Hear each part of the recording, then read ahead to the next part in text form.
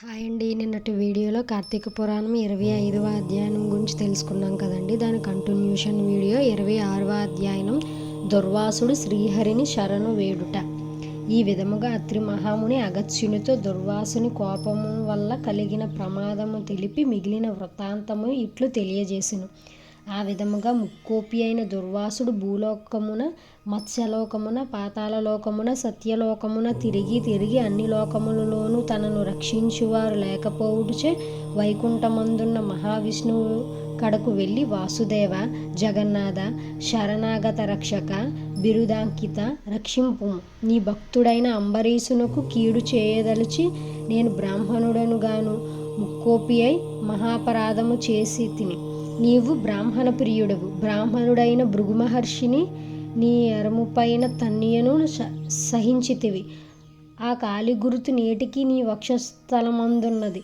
ప్రశాంత మనస్కుడివై అతనిని రక్షించినట్లే కోపముతో నీ భక్తునికి శాపమిచ్చిన నన్ను కూడా రక్షింపుము. శ్రీహరి, నీ చక్రాయుధము నన్ను జంపవచ్చుచున్నది. దుర్వాసుడు శ్రీమన్నారాయణ్ణి పరిపరి విధములా ప్రార్థించెను. ఆ విధముగా దుర్వాసుడు అహంకారము వదిలి తనను ప్రార్థించుచు శ్రీహరి చిరునవ్వు నవ్వి, దుర్వాస, నీ మాటలు యథార్థములు. నీ వంటి తపోధనులు నాకు అత్యంత ప్రియులు. నీవు బ్రాహ్మణ రూపమును పుట్టిన రుద్రుడివి. నిన్ను చూసిన వారు 3 లోకములందు భయపడకుందురా. నేను త్రికరణములు చేతను బ్రాహ్మణులకు మాత్రము ఎట్టి హింస కలిగింపను. ప్రతి యుగమునందున దేవ, బ్రాహ్మణ, సాధునంబులకు సంభవించే ఆపదలను పోగొట్టునకు ఆయా పరిస్థితులకు తగిన రూపములు ధరించి దుష్ట శిక్షణ, శిష్ట రక్షణ గావింతును. ఆ కారణముగా అంబరీషుని శపించి తిని. నేను శత్రువుకైనను మనోవాక్కాయములందు కూడా కీడు తలపెట్టను. నా ప్రపంచమునందు గల ప్రాణి సమూహమంతను నా రూపముగానే చూతును. కానీ అంబరీషుడు ధర్మయుక్తముగా ప్రజాపాలన చేయుచుండెను. అటువంటి నా భక్తుని నీవు అనేక విధముల దూషించితివి. నీ ఎడమ పాదముతో తన్నితివి. అతని ఇంటికి నీవు అతిథివై వచ్చి కూడా నేను వేలకు రాని ఎడల 12 గడియలు దాటకుండా భుజింపుమని అంబరీషునకు చెప్పవైతివి. అతడు వ్రతభంగమునకు భయపడి నీ రాకకై చూసి జలపానము మాత్రమే చేసెను. అంతకంటే అతడు అపరాధము ఏమీ చేయను. చాతుర్వర్ణముల వారికి భోజన నిషిద్ధ దినములందు కూడా జలపానము దాహశాంతికిని పవిత్రతకు చేయదగినది కదా. జలపాన మొనరించిన మాత్రమున నా భక్తుని దూషించి శపించితివి. అతడు వ్రతభంగమునకు భయపడి జలపానము చేసినాడు, కానీ నిన్ను అవమానించుటకు చేయలేదే. నీవు మండిపడుచున్నను బ్రతిమాలి నిన్ను శాంతింపజేయ చూసెను. ఎంత బ్రతిమాలినను నీవు శాంతింపనందుకు నన్ను శరణు వేడెను. నేనప్పుడు రాజు హృదయములో ప్రవేశించాను. నీ శాపఫలము 10 జన్మలలో అనుభవించుదు అని పలికిన వాడివే నేనే. అతడు నీ వలన భయము చేనన్ను శరణు వేడుచుండెనే కానీ తన దేహము తాను తెలుసుకునే స్థితిలో లేడు. నీ శాపమును అతడు వినలేదు. అంబరీషుడు నా భక్త కోటిలో శ్రేష్ఠుడు, నిరపరాధి, దయాశాలి, ధర్మతత్పరుడు. అటువంటి వాణిని అకారణముగా శపించితివి. అతనిని నిష్కారణముగా శపించి తిని విచారించవలదు. ఆ శాపమును లోకోపకారానికై నేనే అనుభవింతును. అదెటులనినా నీ శాపములోనిది మొదటి జన్మ మత్స్య జన్మ. నేనీ కల్పమున మునువును రక్షించు నిమిత్తము సోమకుడును రాక్షసుని చంపుటకు మత్స్యరూపమెత్తుదును.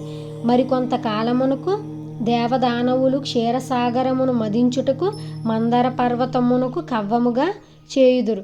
ఆ పర్వతమున నీటిలో మునగకుండా కూర్మరూపము నా వీపున మోయుదును.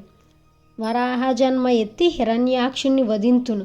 నరసింహ జన్మ ఎత్తి హిరణ్యకశిపుణ్ణి చంపి ప్రహ్లాదుణ్ణి రక్షించుతును. బలిచే స్వర్గము నుండి పాలద్రోలబడిన ఇంద్రునకు తిరిగి స్వర్గమును అప్పగించుటకు వామన రూపమెత్తి బలిచక్రవర్తిని పాతాళలోకమునకు తొక్కివేతును. భూభారమును తగ్గించుటకు క్షత్రియులను చంప బ్రాహ్మణుడినై జన్మించి భూభారమును తగ్గింతును. లోకకంటకుడునై రావణ్ణి చంపి లోకోపకారము చేయుటకు రఘువంశనకు రాముడునై జన్మింతును. పిదప యదువంశమున శ్రీకృష్ణునిగా, కలియుగమున బుద్ధుడుగాను, కలియుగాంతము విష్ణు మనస్కుడును, విపురును ఎంట కల్కి అని పేరున జన్మించి అశ్వరోఢుండునై పరిభ్రమించుచు బ్రహ్మద్వేషులను నందరును మట్టుపెట్టుదును. నీవు అంబరీషునకు శాపమ రూపము ఇచ్చిన 10 జన్మలను ఈ విధముగా పూర్తి చేయుదును. అటువంటి నా దశావతారాలను సదా స్మరించు వారికి సమస్త పాపములు హరింపజేసి వైకుంఠ ప్రాప్తి నొసంగుదును. ఇది ముమ్మాటికి తథ్యం. శ్లోకం. ఎల్ల శరీరదారులకు నెల్లను చీకటి నూతి లోపలనన్ త్రేళ్ళక మీరుమే మను మతిభ్రమణంబున భిన్నులై ప్రవర్తిల్లక సర్వమునుతని దివ్య కళామయనంచు విష్ణునందులను చేర్చి తారడవి నుండున మేలు నిశాచరాగ్రని. ఇంతటితో ఈ ఇతిహాసం పూర్తయిందండి. అందువల్ల ఈ కథలో చెప్పిన విధంగా దుర్వాస మహాముని శాపముచే విష్ణువు ఈ 10 దశావతారాలు ఎత్తారండి. ఈ కథ చాలా అద్భుతంగా ఉంది. ఈ ఇతిహాసం మీకు నచ్చినట్లయితే లైక్, షేర్, సబ్స్క్రైబ్ చేసుకోండి. లైక్ చేయండి మీకు నచ్చినట్లయితే. మీరు లైక్ చేయడం వల్ల ఇంకొంతమంది హరిహర భక్తులకు ఈ వీడియో చేరుతుందండి. ఓం నమః శివాయ. శ్రీమాత్రే నమః.